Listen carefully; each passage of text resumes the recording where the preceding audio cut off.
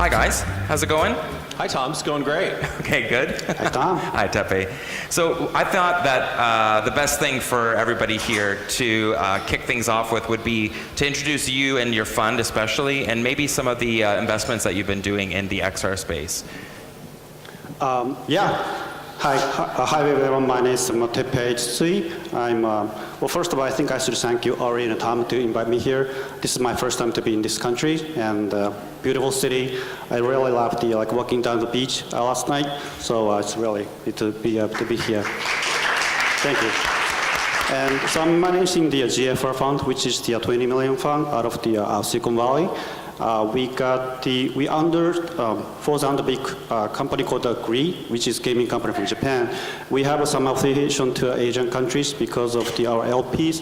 Most of the LPs are from Asia, like Asian corporations. So we help the companies, the startups, getting into the Asian market a lot. And what else? So seed stage funds, so we got about 20 investments so far, and we cover. Ended up, most of them are based in the United States right now, but the G stands for actually global, so we try to be a more global investors and looking for more opportunity in the other countries as well. Great, thank you.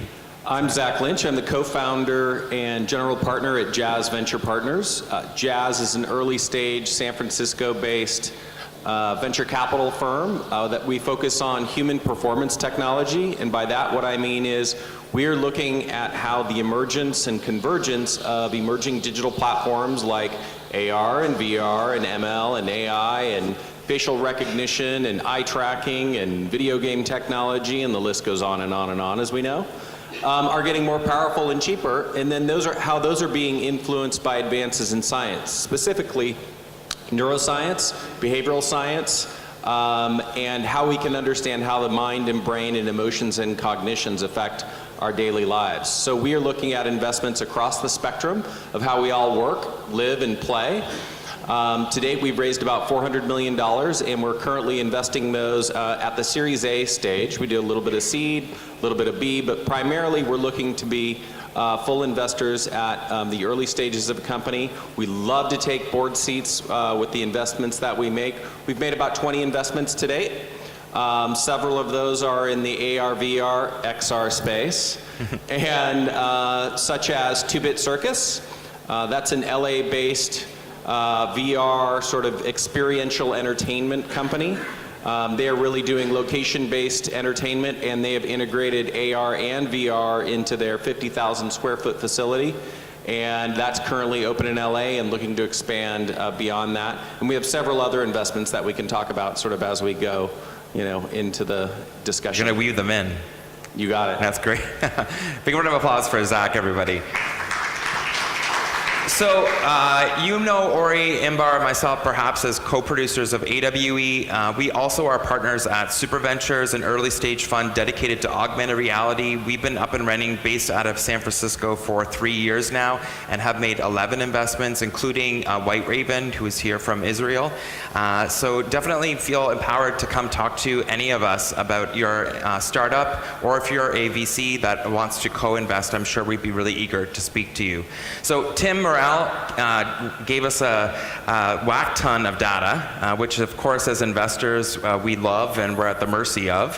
What I want to kick things off with is the change in investment strategy from when a lot of the activity in XR, let's say VR and AR, was starting maybe around 3 years ago, where we didn't have any data, when the devices really were just starting to come to market, versus now, when mobile AR has been unlocked, VR devices are going into their second generation.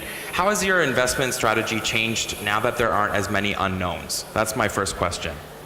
I think we continue to be cautious, yet extraordinarily optimistic about both AR and, quite frankly, VR. It's going through one of those periods of where people are sort of getting the reality shook into their business plans and business models. But we're seeing real opportunities, not in just entertainment, but in medical applications, and beyond. Corporate training is really interesting to us in the virtual reality space. The real problem there is business model. How can you develop a scalable business model that generates significant returns? Because it might be a nice mom and pop business. You might be able to get $3, $5, $10 million in revenue, but it's really about the opportunity from a venture perspective of being able to deploy significant amount of capital into a company that can generate 5 to 10x returns over time that are required for us to really get interested in looking at a company of that type. And so when you're talking about a content play, we continue to look at many different organizations and how they're developing these different ways of bringing these applications to market. But for us, it continues to have to be, unfortunately, because we have to deploy so much capital into each deal, opportunities where there is a significant potential upside in terms of the overall revenue that company can generate over time. Yeah, I guess our fund is more focused on VR and AR in general. So we try to invest across the broader spectrum within the industry. And looking back, as the Tom mentioned, I think we launched the fund back in 2016. Back then, there was no hardware, no headset available in the market. So we typically look at the team, of course, and also a contest they're trying to create and the problems that they are trying to solve. So more not based on data, more like the teams and also the product they're trying to build. And so as the team mentioned, so we got more data, we got more metrics to look at. I think our investment thesis, not our investment decisions has been made not just only what they are trying to do, more data-driven, metrics-driven. So right now we're comfortable looking at the data, the active users, possible revenues, and also those any tangible asset that they can look at for startup. I mean, early on in sort of the evolution of this market, several years ago, we did make an investment in an infrastructure company called iFluence. They developed a gaze-driven user interface technology that enables you to move information with your eyes within both AR and VR. That company was acquired by Google, so there are opportunities in the infrastructure space, but again, it's extraordinarily complicated to try and design and build something as a startup and then get it into the overall R&D cycle of some of these larger players. Right. They have their own momentum, they have their own internal politics, they have their own internal investment decisions, and trying to map that with the funding and flow and innovation cycle of a particular infrastructure technology is complicated. And back in 2016, I guess, the VR hype bubble, as you both kind of alluded to, was at its max, I would say.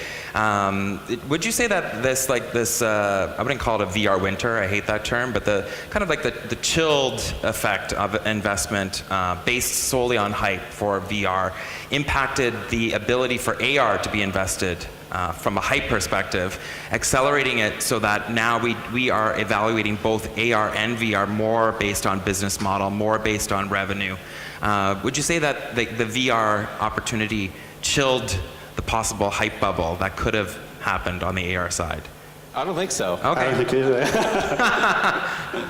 Okay, that's it. Well, that's the answer there. Okay, but what I want to know also is, Tim showed a slide that indicated that the seed investments were we see a dramatic reduction, quarter after quarter, and also that a lot of the investment in the States seems to have slowed down compared to investment in China. Are you seeing that reflected in the investment ecosystem in Silicon Valley? Is that actually what's happening according to the numbers? And also, does that mean then that a lot more activities happening in Series A, Series B, Series D, and the later stage, rather than in the early stage phase for startups right now? I mean, I was actually surprised when I saw Tim's information, and it, kudos to you for actually collecting that data, because it's so important for us to get a reflection of actually what's happening on the ground when we're talking to all the entrepreneurs. The reality of the situation is, from our perspective, we continue to see very interesting, enough deal flow in the space to continue to, have us place our attention in this arena. I think, when you begin to see what's going on in AR relative to VR, there's some real opportunities that are coming to fruition. Everything from the hardware side to some of the applications that people are developing on top of many of these hardware platforms. Yeah, I think I feel the same way too. Just as long as I'm talking to like a potential like a deal sourcing stuff, I see like more deals coming from AR, like back in like a year ago maybe.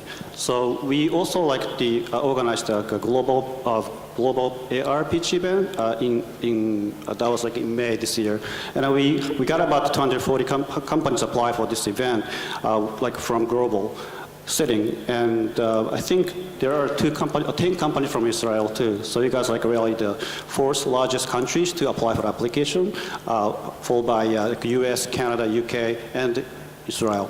So I don't feel like there's no, like a deal source. Maybe like the AR companies are not,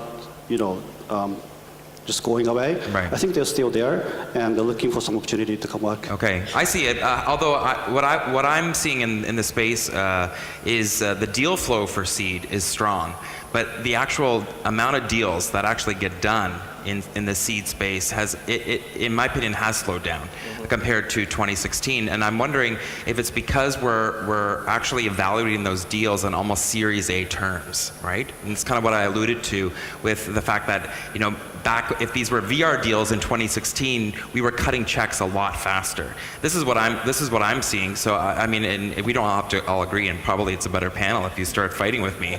But I mean, this is kind of like what I'm alluding to. So it's kind of interesting. I do agree. Like the deal flow, especially on the AR side, is just like it feels like the dam has been unleashed and the water is just flowing. But when it comes to getting a round completely done, it seems a little bit tougher for the startup founders out there.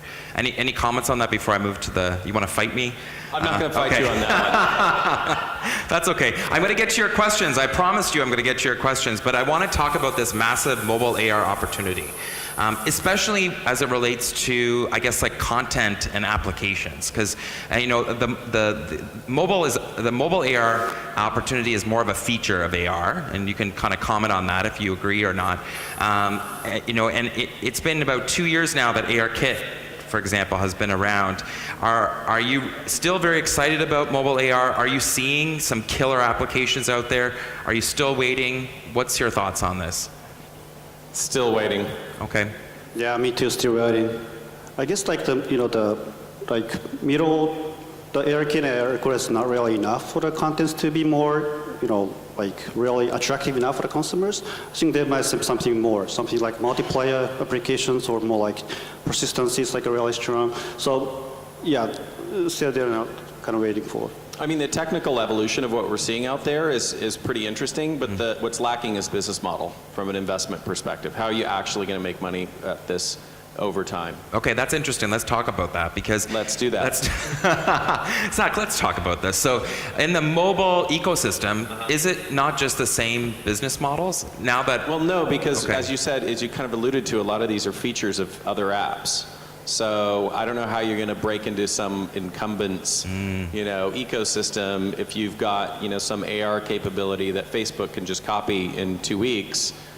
How are you going to be able to create a sustainable business out of that? So I think that's why you may be seeing a little bit of tepid, reactions from the early stage venture community, because it is really hard. Now, that's not to say that someone's not going to do it. Someone will absolutely do it. And there will be a flood of new apps and new ways to reach the public, especially when glasses get launched. Yeah. That'll be a fundamentally new way of, interacting with humanity. So is the Uber of AR on mobile and the YouTube of AR on mobile just YouTube and Uber, or are there real opportunities to completely disrupt based on the thinking of maybe an AR first mentality?